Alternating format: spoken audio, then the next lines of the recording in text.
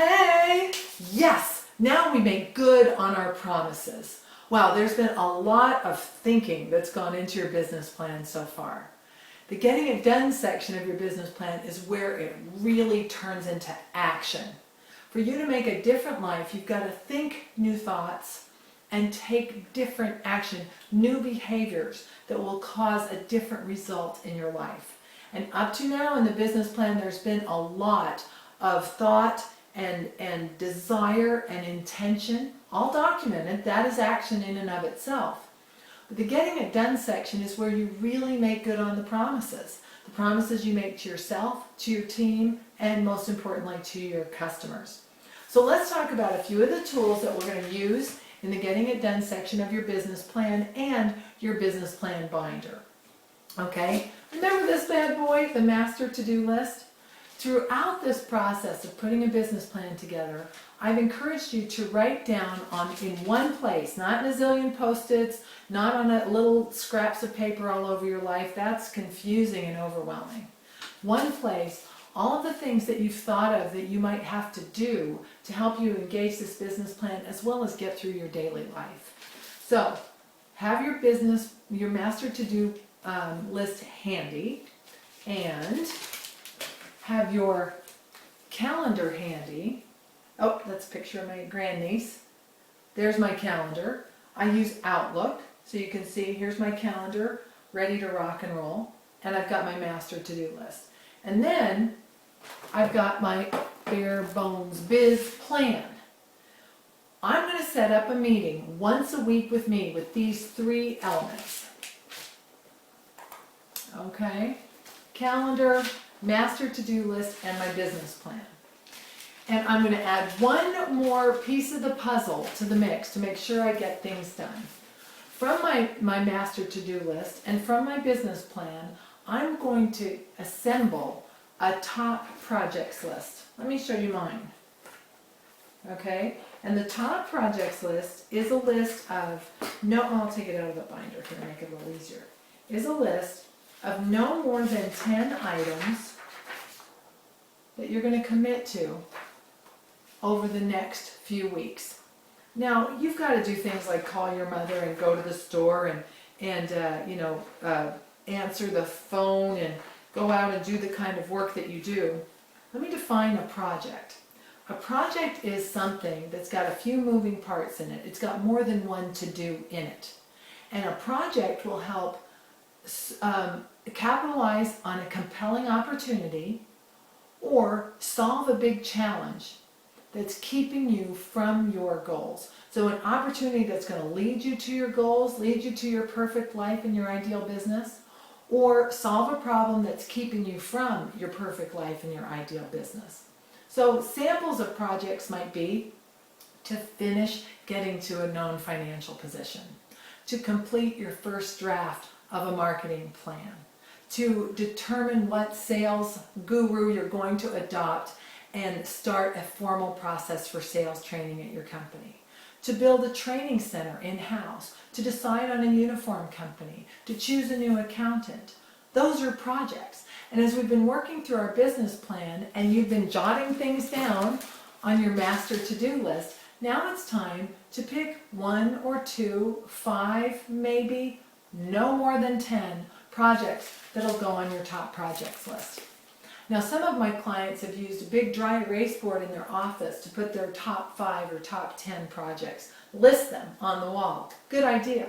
Another one of my clients is actually 2 women who are teachers, put together a very colorful file system where their projects and the associated files that have information about those projects are lined up and visual on a file folder that is mounted to a wall in their office.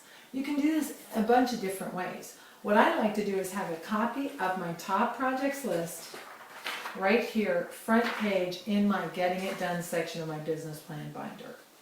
All right, so once a week, you're going to go through your master to-do list. You're going to look at your calendar. You're going to page through your business plan. You're going to remind yourself of your perfect life exercise. You're going to remind yourself about your goals. You're going to look at your org chart and consider who you might use or need or visit with as far as these projects go. You're going to take a look at the financials. What kind of money do we have? What kind of cash flow do we have that we can commit to these projects? Let's look at the marketing plan. What did I say I would do according to my marketing calendar? And then I'm going to land in the Getting It Done section, and I'm going to make sure that the top projects I commit to are reflected in my calendar. That I'm going to block out time to do some of the things that will move me in the direction of my dreams. Remember, top projects are intended to help you capitalize on an opportunity that will lead you to your goals or to solve a problem that's keeping you from your goals. Do you see how all this fits together? What's unique about the Bare Bones Biz Plan, different from other business planning processes, is that the business plan morphs into a day-to-day operating system. It's not a dry as dust business plan that's going to go on the shelf and you'll never look at it again. It's a way to craft this vision of your business and act on it every day. Now, as you put a business plan together, as you adopt this once a week meeting with yourself, where you review your master to-do list, your calendar, your business plan, and commit to aligned action, then you're really going to make some things happen. Now, here's a couple of other tips about the Getting It Done section of your business plan. You can delegate these projects. How cool is that? If even one other person works for you, then you can put somebody else's name as the responsible person for that project. It doesn't mean they have to do it all themselves. It doesn't mean that they can't delegate it themselves or get some help, or that you couldn't work on something together. But as soon as one other person joins the team, I encourage you to give them stuff to do. Give them a project. They're waiting on you.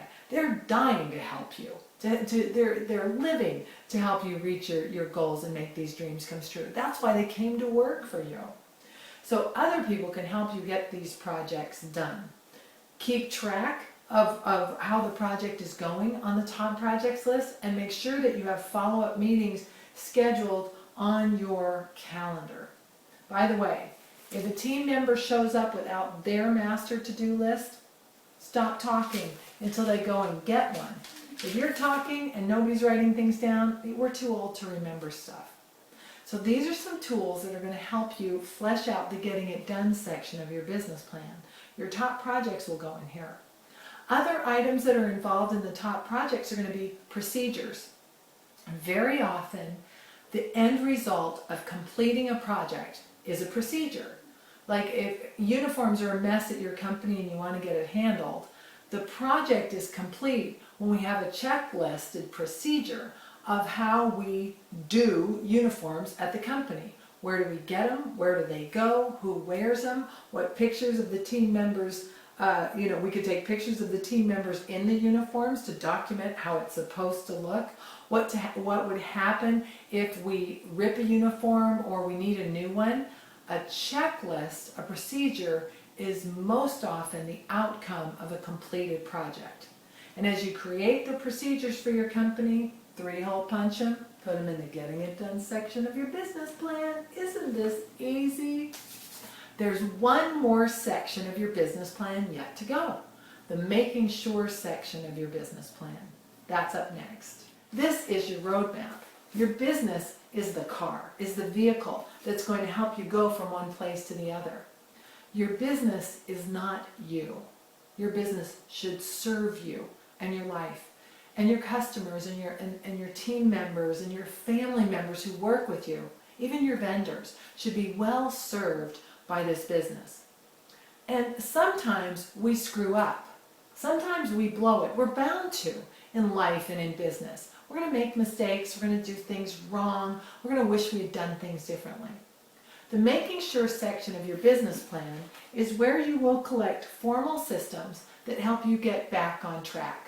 Suppose we blow it with a customer. How do we make good on making it better? How do we find out if we've made those mistakes and correct them? Do you give money back? How much do you give back? How do you determine that? Create procedures that will flesh out the making sure section of your business plan. On occasion, you should ask your customers, did we do a good job? We promised you something, we took your money. Were you well served? Is that what you had in mind?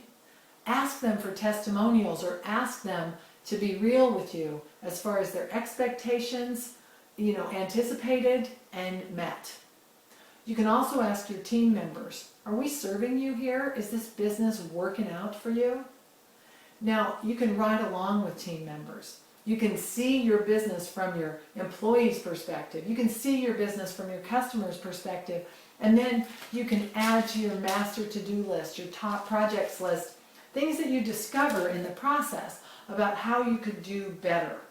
Make it a top project, get it on the calendar. This is how the plan morphs and adjusts and takes you in the direction of your dreams.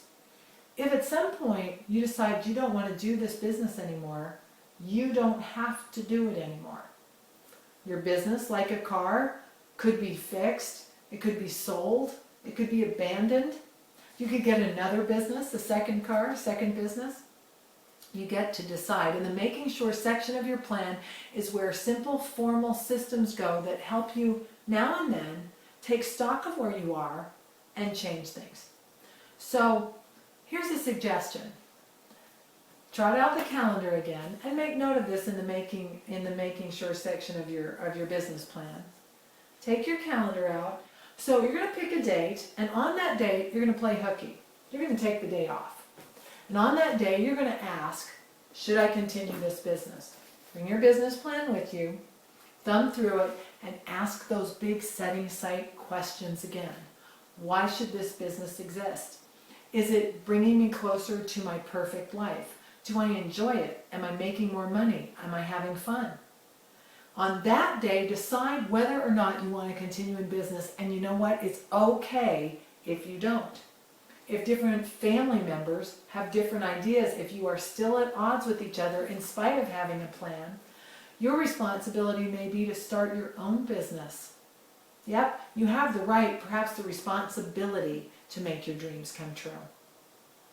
Here's what I'm going to suggest though. If you put that date on the calendar a few months into the future, a year into the future, or maybe even a few weeks, between now and then, don't second guess yourself all day long. You know what I mean? You know how you can spend a day going, I don't know, should I do this business? Is it helping? Am I any good at it? Am I making any money? Is it worth it? It's driving me crazy. I don't know if I should do this business one more day. That kind of self-loathing and second guessing sucks the life out of you. If you put the day on the calendar where you're going to ask the big questions, between right now and that day, stop asking, just do it. Work your plan.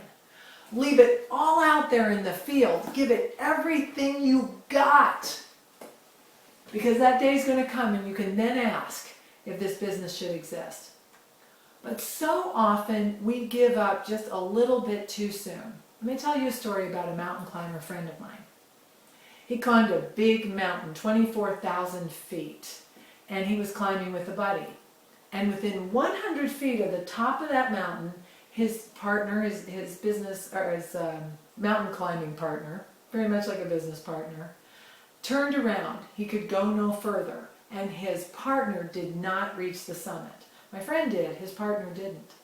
And when I was asking him about this adventure after he returned down from the mountain, I said, well, that guy must have been hurting really bad, right, to have quit so close to the top. Now keep in mind, 100 feet, vertical feet, at that altitude is no small thing, but he was that close. And so when I asked my friend, wow, that guy must have been hurting really bad, right, to have quit so close, he said, he better have. Because the minute you turn around and start going down the mountain, the pain goes away. And that really stuck with me. The same thing could happen with your business if you give up on it too soon. If you let a bad day ball you up and you throw your hands up in despair, don't quit on a bad day. Wait until the day appears on your calendar and then ask the big questions. Ask again. Do it regularly throughout the year. If when that day comes you decide you're in, put another day on the calendar. If that day shows up and you decide you're out, start winding the business down and go joyfully in the direction of the next spot on the map. Put another business plan together. Hopefully this video series has been helpful to you. My intention as I put it together was to demystify the business planning process, introduce you to the unique way that we build businesses and business plans at barebonesbiz.com. I've helped thousands of people make more money, have more fun, and achieve life goals through successful business development. Ultimately, it's up to you and your commitment, your belief in your own dreams, and your willingness to take action in their direction. If you're a little overwhelmed and you'd like some more help, there's more help available. In September, I'll be kicking off a program called The Challenge. Now, I've done the challenge 8 times before, and it's a blast. It's a live interactive webinar series. We meet on the phone in a group setting once a week for 1 hour. It's interactive, it's fast-paced, and it's really fun. Each week, we break down one section of the business plan. So that's setting site, building the team, making money, getting it sold, getting it done, and making sure you're on the right track. Each week you will have homework every day between webinar calls, and your commitment is to spend a little bit of time every day working on your plan. If you do, at the end of this 8-week process, you're going to have your very own binder, a living, breathing plan for making your dreams come true, and for making sure that the whole team, even family members, are on the same page. Anyone in your business can attend these calls. All owners should be there, and certainly the family members who have key positions at the company, well, you want to make sure that they're part of this program too. Sometimes it's easier for them to hear what you've been telling them for years just because I'm not related to them. Does that make sense? The challenge is a way to get you guys finally on the same page, aligned and rowing in the same direction. Click on the challenge link, learn more about it, and hope to see you there at the starting line in September.